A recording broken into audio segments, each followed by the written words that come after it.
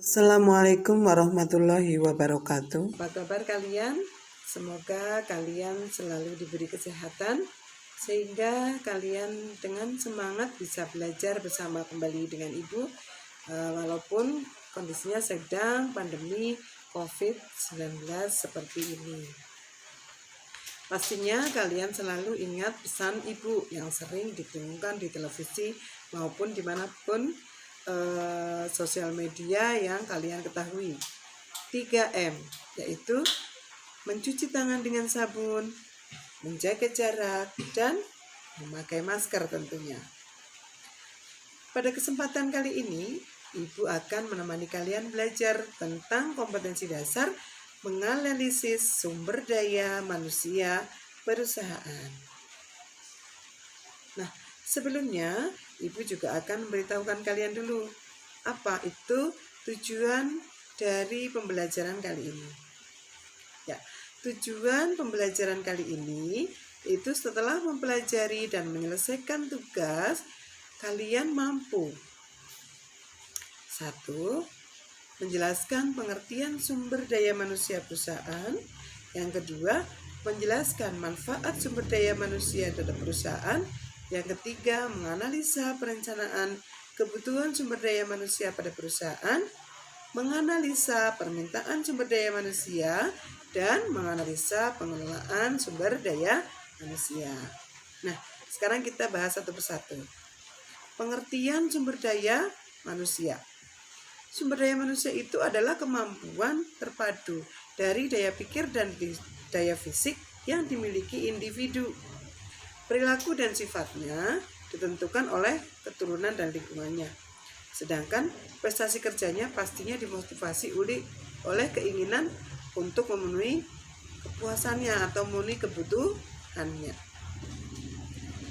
Sedangkan pengertian dari perencanaan sumber daya manusia yaitu proses peramalan yang pengembangan, pengimplementasian, dan pengontrolan yang menjamin perusahaan mempunyai kesesuaian jumlah pegawai, penempatan pegawai secara benar, waktu yang tepat, yang secara otomatis lebih bermanfaat.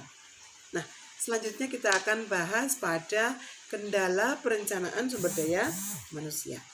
Nah, kendala-kendala apa saja ini yang terjadi pada saat kita sedang perencanaan sumber daya manusia? Yang pertama, standar kemampuan SDM. Pastinya standar kemampuan SDM itu belum ada standarnya. Akibatnya informasi kemampuan SDM hanya berdasarkan prediksi yang sifatnya subjektif antara satu orang dengan yang lain. Tambalan-tambalannya terlihat dari luar ataupun pekerjaannya itu akan berbeda-beda. Yang kedua, ada manusia sebagai makhluk hidup. Manusia sebagai makhluk hidup itu kan unik, ya, tidak dapat dikuasai sepenuhnya oleh mesin. Nah, hal ini menjadi kendala pada saat PSDM. Karena itu sulit memperhitungkan segala sesuatu dalam rencana. Misalnya, ia mampu, tapi kurang mau melepaskan kemampuannya. Nah, sedangkan yang selanjutnya ada situasi SDM. Situasi SDM itu ada pada penyebaran penduduk yang kurang mendukung kebutuhan SDM perusahaan, ada mutu, ada persediaan, ya, sehingga kendalanya PSDM itu tidak bisa mengerjakan secara baik dan benar. Kebijaksanaan perburuhan pemerintah. Di sini banyak sekali yang namanya kebijakan itu dipengaruhi oleh pemerintah. Contohnya ada kompensasi, UMR setiap daerah berbeda, jenis kelamin, warga negara asing, kendala lain dalam PSDM untuk membuat sebuah rencana SDM. Nah, sekarang kita lanjutkan pada pengadaan sumber daya manusia. Pengadaan sumber daya manusia itu ada dua. Jadi ada rekrutmen internal dan rekrutmen eksternal. Rekrutmen internal itu mendapatkan tenaga kerja atau SDM yang dibutuhkan dengan pertimbangkan tenaga kerja yang sudah ada, hanya dirotasi ataupun dimutasi, setiap bagian dimutasi dengan yang lain. Nah, kalau rekrutmen eksternal itu adalah perekrutan perusahaan yang didapat dari luar perusahaan. Kalau sekarang sering yang namanya disebut dengan outsourcing. Nah, outsourcing itu jenis seleksinya biasanya apa saja? Ada seleksi tenaga kerja, ada seleksi administrasi, seleksi kualifikasi, seleksi sikap dan perilaku, dan penempatan tenaga kerja. Oke, kita lanjutkan. Masih fokus ya kalian? Ya. Sekarang kita lanjutkan pada pengembangan sumber daya manusia. Pengembangan sumber daya manusia ini juga ada dua, ya. Ada yang namanya on the job training dan off the job. Kita bahas satu persatu. Yang namanya on the job, biasanya kegiatan-kegiatan itu di dalam pekerjaannya. Contohnya ada coaching.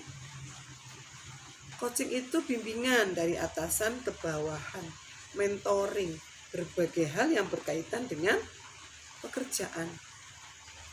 Ada lagi plan progression, program berupa pemindahan tenaga kerja pada bagian satu ke bagian yang lain melalui tingkatan organisasi yang berbeda-beda. Ada lagi temporaritas, pemberian tugas untuk jabatan tertentu pada periode tertentu. Program penilaian prestasi atau performance appraisal. Nah, sekarang ada, kalau tadi ada on the job, sekarang ada off the job, ya. Jadi pekerjaan yang dilakukan di luar pekerjaannya.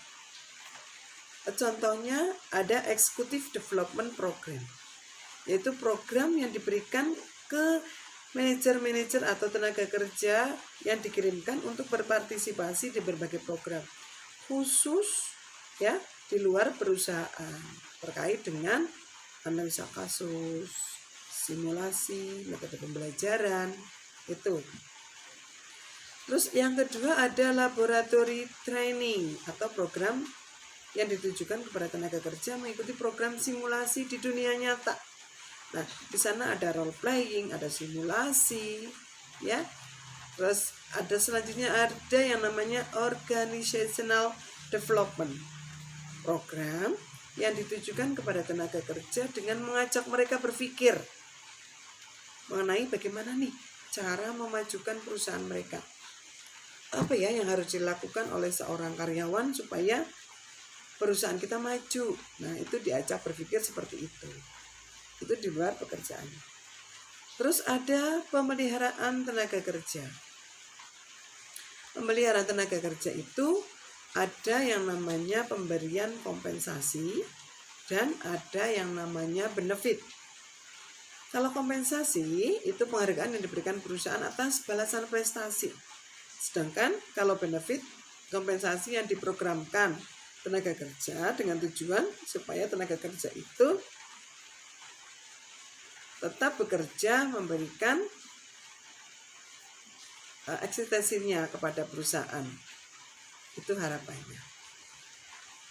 Itu tadi tentang sumber daya manusia. Sekarang materinya sudah cukup. Semoga bermanfaat untuk kalian. Untuk tugas di akhir pertemuan kali ini, Ibu akan memberikan tugas, yaitu silahkan kalian membuat mind mapping, ya, masih ingat ya, mind mapping untuk menganalisa sumber daya manusia di sebuah perusahaan ini. Apa yang Ibu katakan tadi, terus ditambah internet mungkin oleh kalian, dibuat mind mapping sebagus mungkin. Setelah itu posting mind mapping kalian ke Instagram kalian masing-masing, ya. Jangan lupa nanti di tag akun Ibu Nur Saidah 007 dengan hashtagnya tugas menulis. Ya. Terima kasih atas perhatiannya. Selamat mengerjakan tugas. Salam sehat dan bahagia selalu untuk kalian. Assalamualaikum warahmatullahi wabarakatuh.